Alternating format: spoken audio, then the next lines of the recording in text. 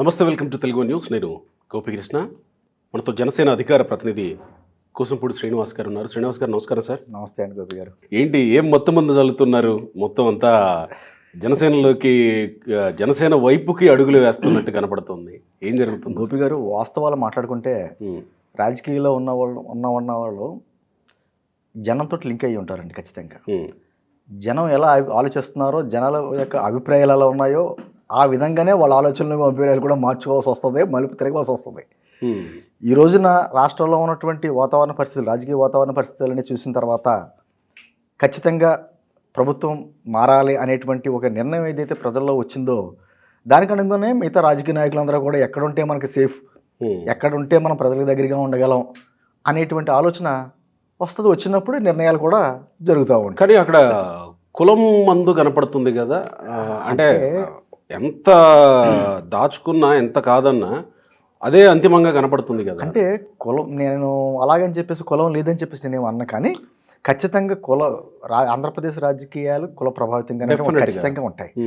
కానీ ఆ కులమే మెజార్టీ కులమే అన్ని సాధించుకోగలదు అనుకుంటే ఇక రకరకాల ఈక్వేషన్స్ డిఫరెంట్ వాటికి అసలు సోదిలో కూడా లేకుండా అవును అని అంటే కుల ప్రభావం ఉంటుంది. కానీ దాంతోపాటు మిగతా అన్ని ప్రభావాలు కూడా ఉంటాయి.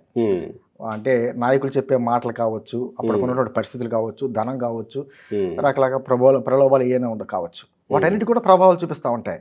కాకపోతే ఏమవుతుందంటే మనం చాలా ఈజీగా ఎలా అనుకుంటామంటే చంద్రబాబు గారు అనుకునేటప్పటికి ఒక కమ్మక పార్టీ అనో, రాజశేఖర రెడ్డి గారు అనేటప్పటికి ఒక రెడ్డి పార్టీ అనో, అలాగే ఇప్పుడు జనసేన అనేది కాపు పార్టీ అనేటువంటి ముద్రలు అయితే చాలా ఈజీగా వేసేయడానికి అవకాశం ఉంటుంది. ఒక రెండు విషయాలు ఈ మధ్య కాలంలో బాగా హైలైట్ అయిన అంశాల గురించి మాట్లాడదాం. నిన్న ఇవాళ డెవలప్మెంట్స్ మీద మాట్లాడదాం. అంబటి రాయుడు డిసెంబర్ 28వ తేదీన వైసీపీలో కండువా కప్పుకున్నాడు, అఫీషియల్గా పార్టీలో జాయిన్ అయ్యాడు.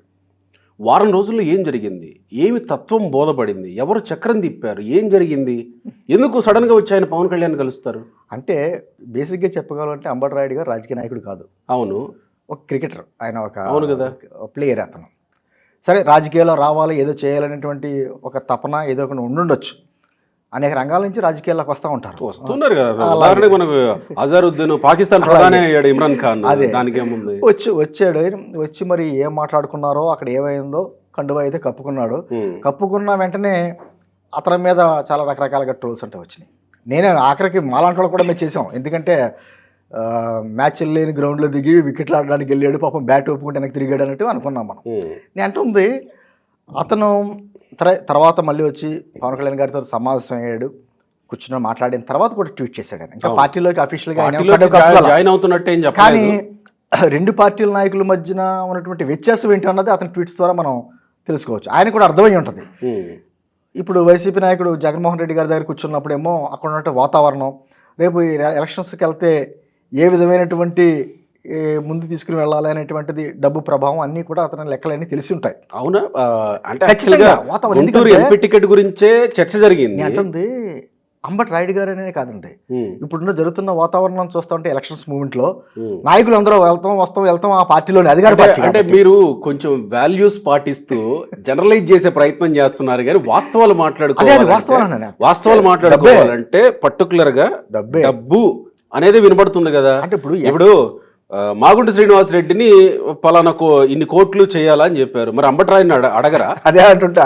అంటే గతంలో కూడా గోపి గారు జగన్మోహన్ రెడ్డి గారు పాదయాత్ర చేశారు, ప్రజల సమస్యలు తెలుసుకుంటాను, కానీ అదైనా రకరకాలుగా మనకు బయటకు వచ్చి నిమిషం జరిగిన వాస్తవం అందరికీ ఏంటి, ఆయన ఏ ఒక నియోజకవర్గం నుంచి ఇంకో నియోజకవర్గానికి వెళ్తే ఆ నియోజకవర్గానికి సంబంధించినటువంటి నాయకులు ఎవరున్నారో, డబ్బున్న వాళ్ళు ఎవరు పార్టీలోకి వస్తారో, రేపు పొద్దున్న ఎవరైతే సీట్ ఇస్తే అతను ఖర్చు పెట్టుకోగలడు, ఈ ఈక్వేషన్స్ తో వెళ్ళాడు తప్ప అతను ఇవన్నీ ముందుగా ప్రిపేర్ చేసి కల్పించేవాళ్ళ. అతను బిజినెస్ మ్యాన్ అండి, అతను పొలిటీషియన్ కాదు కదా.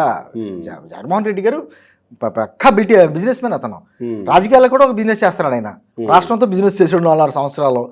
అయినా కూడా ఈ రోజున ఇక్కడ వాళ్ళని అక్కడ వాళ్ళని ఇక్కడ ఈ మార్పులు చేర్పులు జరుగుతున్నాయంటే బలమైన ప్రతిపక్షం ఎదుగుతుంది. అక్కడ వాళ్ళు తట్టుకుని నిలబడాలంటే ఏదో రకంగా డబ్బు మూటలతోటి మాయ చేయొచ్చు ప్రజలను అనేటువంటి భావనలో అతను ఉన్నాడు. కాబట్టి అదే జరిగింది. మీకు వేరే విధమైనటువంటి విలువలు లేకపోతే ఇంకొకటి అని ఏమి ఉండవండి అక్కడ. వైఎస్ఆర్సీపీ అంటే వైఎస్ఆర్ క్యాష్ పార్టీ, డబ్బు.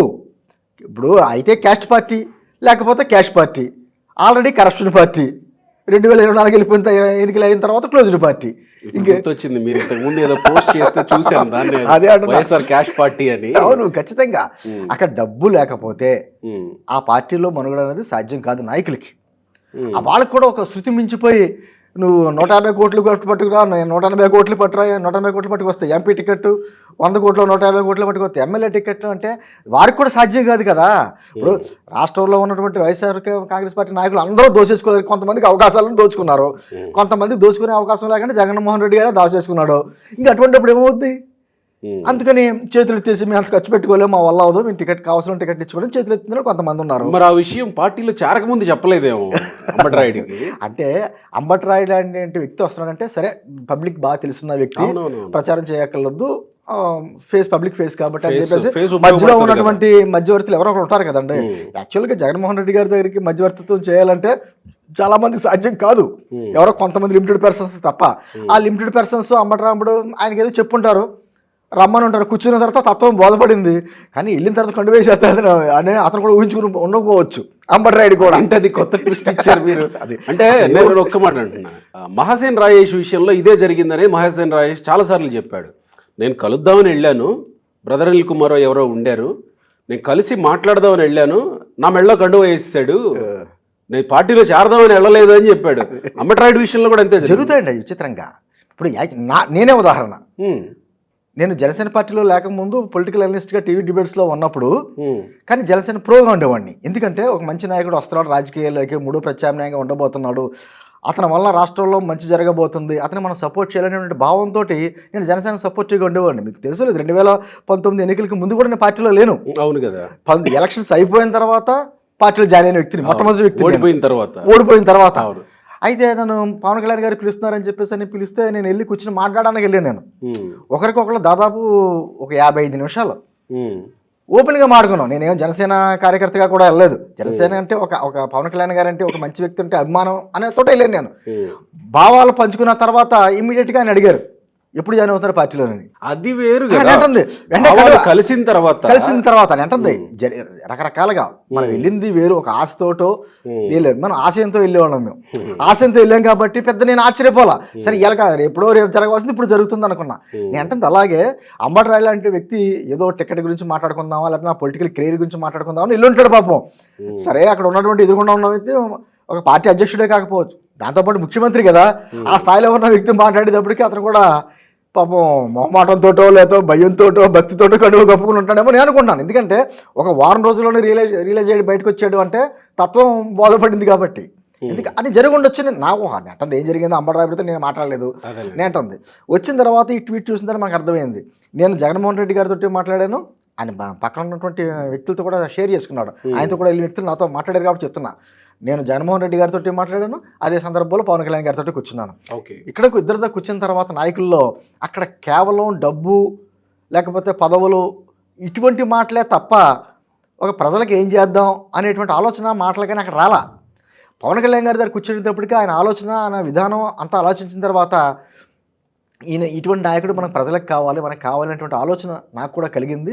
అందుకనే నేను ఇమ్మీడియట్గా ఆయనతోటి నేను కాసేపు ఎక్కువసేపు మాట్లాడగలను, భావాలు పంచుకోగలిగాను అనేటువంటి విషయాలు పక్కన ఉన్న ఫ్రెండ్స్తో కూడా షేర్ చేసుకున్నాడు. సరే, బట్ వాళ్ళిద్దరి మధ్యన జరిగిన చర్చల్లో 1-to-1 చర్చలు జరిగినాయి.